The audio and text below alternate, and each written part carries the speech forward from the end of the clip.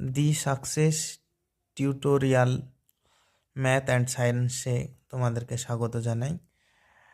আমি আজকে একটি গুরুত্বপূর্ণ ভিডিও তোমাদের সামনে নিয়ে চলে এসেছি, যেটা হচ্ছে আমাদের আগামী মাধ্যমিক ও হাই মাদ্রাসা পরীক্ষায় যে ভৌত বিজ্ঞান পরীক্ষা হবে, সেই ভৌত বিজ্ঞান পরীক্ষার যে সকল শর্ট কোশ্চেন এবার পরীক্ষায় আসার সম্ভাবনা খুব প্রবল, সেই সমস্ত প্রশ্নগুলি নিয়ে আমরা আজকের ভিডিওতে আলোচনা করব। সাকসেস টিউটোরিয়ালে আজ 22 তারিখ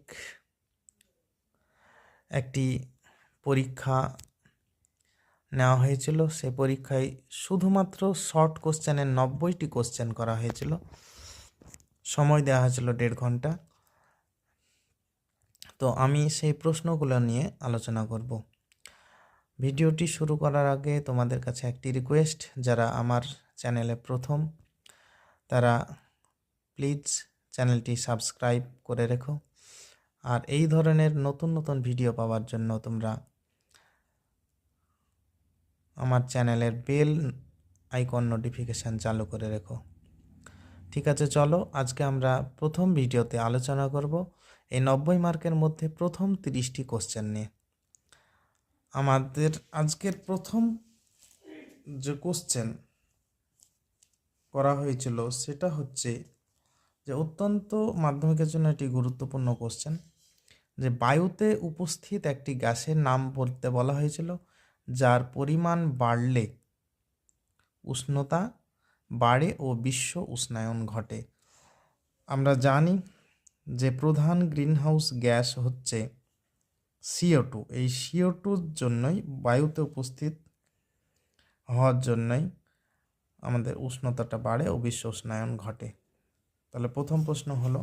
এবার দ্বিতীয় প্রশ্ন, বায়োগ্যাসের একটি ব্যবহার লিখতে বলা হয়েছিল। বায়োগ্যাসের একটি ব্যবহার হচ্ছে জ্বালানি হিসাবে ও বিদ্যুৎ উৎপাদনে বায়োগ্যাসের একটি ব্যবহার আছে। তাহলে আমরা লিখছি জ্বালানি হিসাবে ও বিদ্যুৎ উৎপাদনে। ঠিক আছে, তারপরের কোশ্চেন, নিচের কোন গ্যাসটি ওজোন স্তরে ওজোন ক্ষয়ে সহায়তা করে না? এখানে 4খানা অপশান দেওয়া হয়েছিল। Nitric oxide, NO, nitrogen dioxide, chlorofluorocarbon আর CO2। এর মধ্যে উত্তর হচ্ছে বি নম্বর অপশান, NO2। বাকি 3টি গ্যাসই হচ্ছে ওজোন স্তর ক্ষয়ে সহায়তা করে। তারপরে লিখতে বলা হয়েছিল বায়োগ্যাসের মূল উপাদান কি? বায়োগ্যাসের মূল উপাদান হচ্ছে মিথেন। এর সংকেত হচ্ছে CH4। 5 নম্বর প্রশ্ন, মিথেন হাইড্রেটের সংকেত বলা হয়েছিল। মিথেন হাইড্রেটকে ফায়ারি আইস বলা হয়। মিথেন হাইড্রেটের সংকেত হচ্ছে 4CH4 সঙ্গে ডট 23 H2O, 23 অণু জল। 6 নম্বর, একটি শক্তি উৎসের নাম লেখো যেটি স্থিতিশীল বৃদ্ধি ও উন্নয়নের জন্য ব্যবহার করা হয়। এমন একটা শক্তি উৎসর নাম করতে হবে যেটা স্থিতিশীল বৃদ্ধি ও উন্নয়নের জন্য ব্যবহার করা হয়। এর নাম হচ্ছে সৌরশক্তি। জীবাশ্ম জ্বালানি অত্যাধিক ব্যবহারের ফলে সেটা শেষ হয়ে যাচ্ছে, সেই জন্যে এর বিকল্প শক্তি হচ্ছে সৌরশক্তি, যেটার জন্য স্থিতিশীল বৃদ্ধি ও উন্নয়নের জন্য ব্যবহার করা হয়।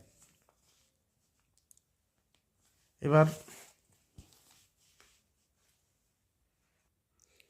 7 নম্বর প্রশ্ন, এটা গ্যাসের আচরণ চ্যাপ্টার থেকে। স্থির চাপে কত ডিগ্রি সেলসিয়াস উষ্ণতায় চার্লসের সূত্র অনুসারে কোনো আদর্শ গ্যাসের আয়তন শূন্য হবে?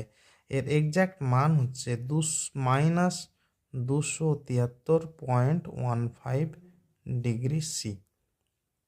8 নম্বর, চার্লস ও বয়েলের সূত্রের সাধারণ ধ্রুবক কি? চার্লসের সূত্র আর বয়েলের সূত্রের সাধারণ ধ্রুবক হচ্ছে গ্যাসের ভর।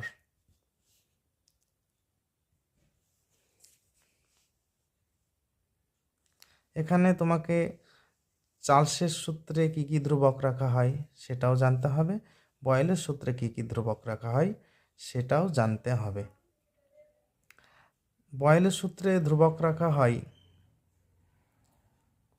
এখানে নির্দিষ্ট ভরের কথা বলা হয়েছে এবং নির্দিষ্ট উষ্ণতার কথা বলা হয়েছে। আর চার্লসের সূত্রে বলা হয়েছে নির্দিষ্ট ভর ও নির্দিষ্ট চাপের কথা।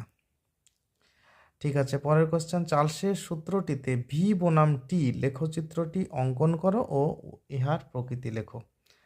চার্লসের সূত্রের ভি বনাম টি লেখচিত্রটি অঙ্কন করতে বলা হয়েছে। লেখচিত্রটি আমরা এক্স অক্ষ ওয়াই অক্ষ নিব, তারপরে কি করব, সোজা মূলবিন্দুগামী একটা সরলরেখা আঁকবো। এটাই হচ্ছে ভি বনাম বড় টি লেখচিত্র। এই বরাবর টি হবে, আর এটা হচ্ছে কি, এর প্রকৃতি হচ্ছে মূল বিন্দুগামী সরল রেখা। এখানে অনেকগুলি লেখচিত্রের কথা আছে, পিভি বনাম পি, পি বনাম ভি, সব লেখচিত্রগুলো তোমাকে জানতে হবে। এই লেখচিত্র থেকে একটি না একটি কোশ্চেন আসেই পরীক্ষার জন্য। 10 number question, PV is equal to W by M R T সমীকরণটিতে এম এর একক লিখতে বলা হয়েছে। তো এখানে এম এর একক হচ্ছে কি, গ্রাম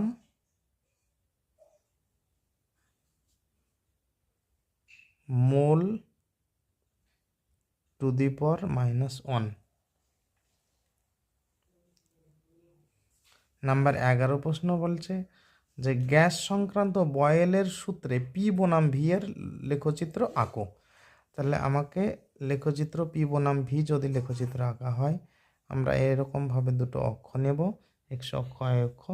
তারপরে কি করব, উপর বরাবর আমরা পি চাপকে ক্রিয়েট করব আর নিচ বরাবর ভিকে ক্রিয়েট করব। এখন আমরা কি করব, এইরকমভাবে একটা সমপরাবৃত্ত আঁকবো। তাহলে এই লেখচিত্রটা হচ্ছে এরকম, আর এর প্রকৃতি হচ্ছে সমপরাবৃত্ত। 12 নম্বর প্রশ্ন, নিচের কোনটি চাপের এসআই একক? আমরা জানি যে চাপের এসআই একক হচ্ছে নিউটন পার মিটার স্কোয়ার, কিন্তু এন পার এম স্কোয়ার হলেও এই অপশানটা কোথাও নেই। এখানে কি আছে, অপশানটাকে AM2 যেটা নিচে আছে সেটাকে উপরে তুলে দেওয়া আছে, অর্থাৎ N R m to the power -2, এটা হচ্ছে অপশানে দেওয়া আছে, এটা অপশানে দেওয়া আছে, বি অপশানে দেওয়া আছে। তাহলে এটা হলো উত্তর। 13 নম্বর, আরেকটা জিনিস, চাপের সিজিএস এককটাও জেনে রাখতে হবে, ডাইন পার সেমি স্কোয়ার। হ্যাঁ, এটা হচ্ছে এসআই একক, আর সিজিএস যদি তোমার কাছে জানতে চাই তাহলে ডাইন পার সেমি স্কোয়ার।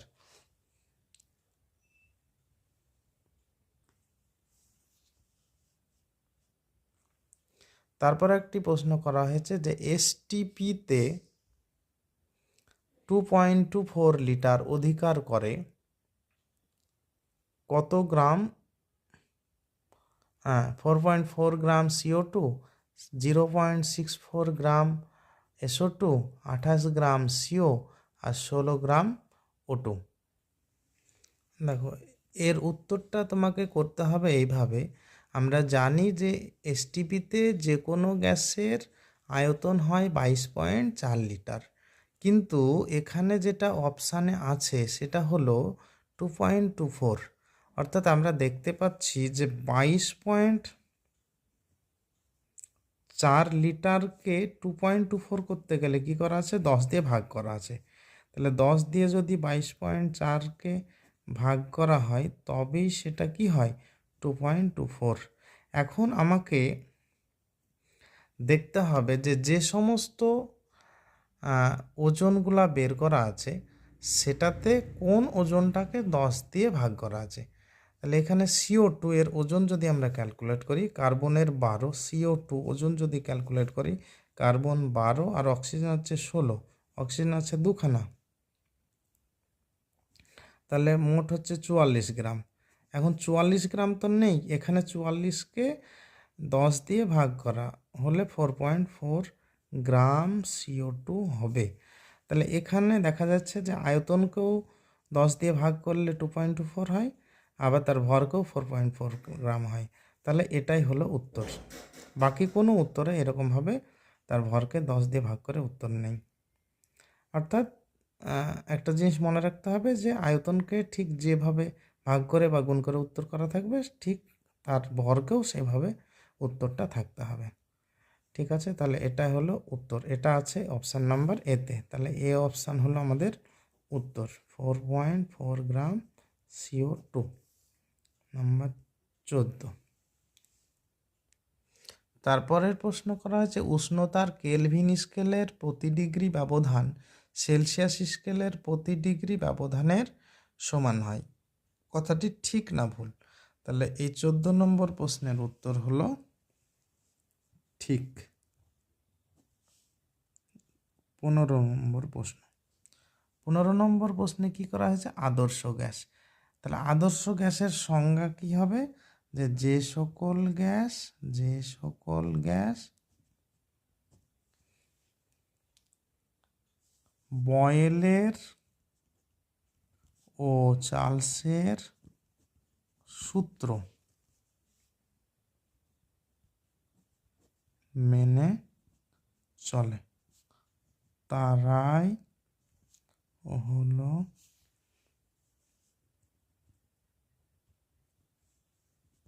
আদর্শ গ্যাস। তাহলে 15টা কোশ্চেন হলো। এবার 16 নম্বর প্রশ্ন হলো যে এসটিপিতে কত গ্রাম N2 গ্যাসের আয়তন ও চাপের গুণফল 224 লিটার অ্যাটমসফিয়ার। এখন 22.4 লিটার আমরা জানি যে কোনো গ্যাসের আয়তন এসটিপিতে হয়। এখন 22.4 কিন্তু নেই, এখানে কি আছে? 22.4 এর পরিবর্তে কি আছে? 22.4 এর পরিবর্তে আছে 224। অর্থাৎ আমরা দেখতে পাচ্ছি যে 22.4কে যদি আমরা 10 দিয়ে গুণ করি তাহলে সেটা 224 হয়। তো এখন হচ্ছে আমাকে দেখতে হবে যে N2 গ্যাসের ভর কত। N2 একটা পরমাণুর জন্য ভর হচ্ছে 14 গ্রাম, তাহলে N2-র জন্য হচ্ছে 14 × 2 28 গ্রাম। কিন্তু আয়তনকে যেহেতু 10 দিয়ে গুণ করা আছে, তাই আমাকে কি করতে হবে? তার ভরকেও 10 দিয়ে গুণ করতে হবে। 28 × 10, তাহলে 280 গ্রাম। এটাই হলো উত্তর। তারপরে 17 নম্বর প্রশ্ন হচ্ছে যে একটি গ্যাসের বাষ্প ঘনত্ব হলো 32, তাহলে গ্যাসটির আণবিক ওজন কত? তো এখানে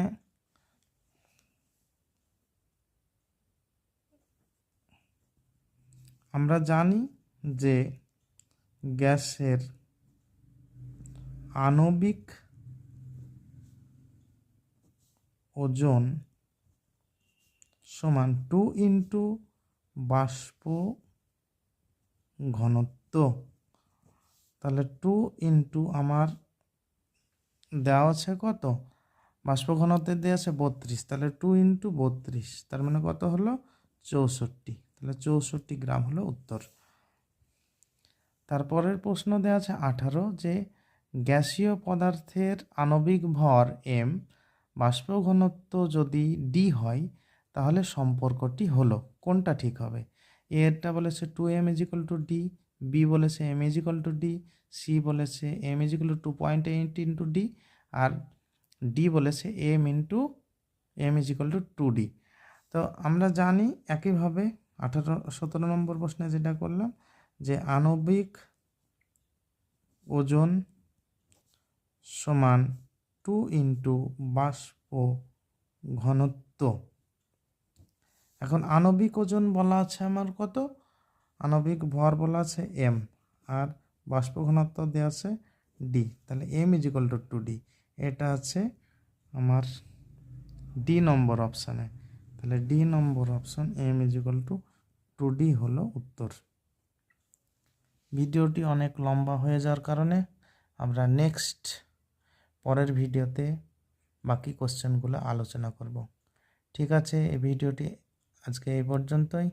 তোমরা এইগুলো প্র্যাকটিস করতে থাকো, এই ধরনের প্রশ্নই আগামী মাধ্যমিক পরীক্ষায় তোমাদের আসবে। ঠিক আছে, থ্যাংক ইউ।